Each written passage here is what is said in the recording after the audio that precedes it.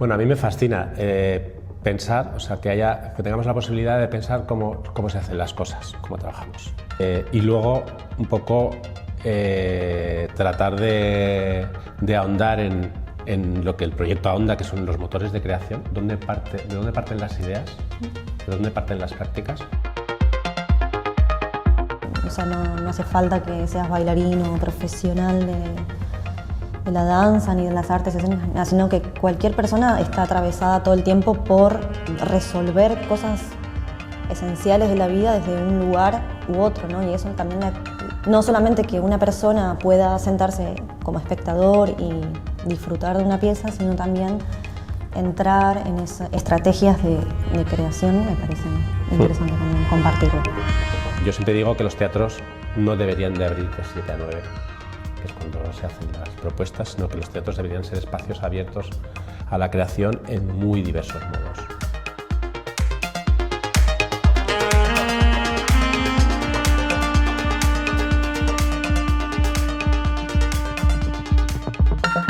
Ha sido muy bonito como hemos ido creando unos términos y un lenguaje para comunicarnos entre nosotras y luego para poder comunicar al grupo, ¿no?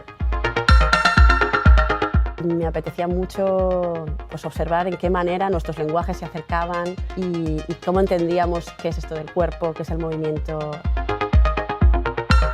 El símil cuerpo-archivo como un cuerpo lleno de fantasmas, ¿no? Y dentro de esta poética de lo fantasmagórico, de un cuerpo que es atravesado por discursos, de la reflexión sobre un cuerpo colectivo.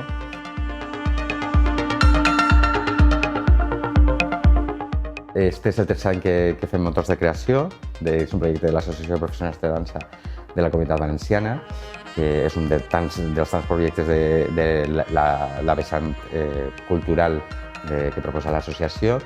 L'Espai La Granja, on es realitzen, tant a l'IBAM com a Espai La Granja, es realitzen aquests laboratoris que he proposat enguany, aquestes zones d'estudi, i després amb la Mutant, Espai de les Ribes, on deixem simplement un espai obert a aquesta espècie de zona de transmissió que hem concebut no com una mostra, sinó com un lloc on sempre poden realment reflexionar sobre la pròpia creació.